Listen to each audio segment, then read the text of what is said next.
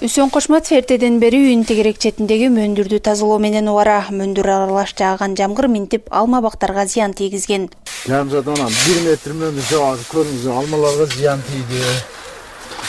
Үйгө кирген үйдүн аркасынан эшик жабыктады, ачалбай жатабыз да. Алма толугу жатабыз үйдүн ичине тыштарына.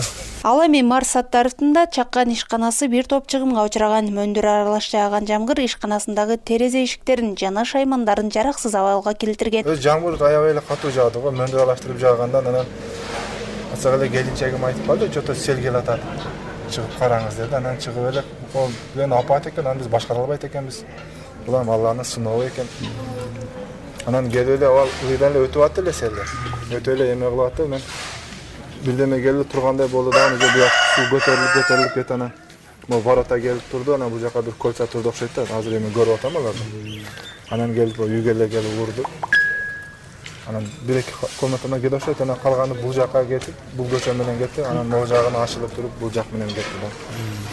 Анан бул жак ишкана эле.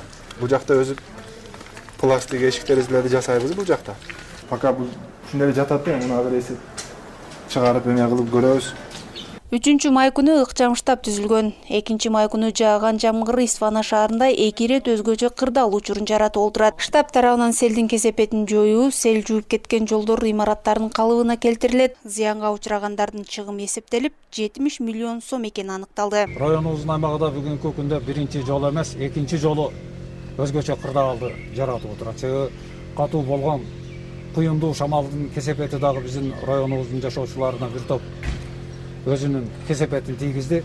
Кечээки жааган апат Исфана шаар мэриясында, Сумбул айыл өкмөтүндө, Тогуз Булак айыл өкмөтүндө, Марбун айыл өкмөтүндө, Ак Суу айыл өкмөтүндө, Бешкент айыл өкмөттөрүндө бир топ олуттуу зыяндарды келтирди.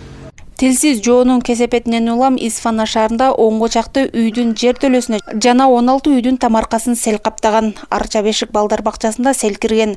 Бул көрүнүш балдар бакчасы үчүн биринчи ирет болгон жок. Буга чейин аталган бала бакчага 2 ирет сел кирген. Азыр болсо Арча Бешик балдар бакчасынын жер төлөсү ылай сууга толгон. Алтынай Мырзадолат кызы, Салам медиасы.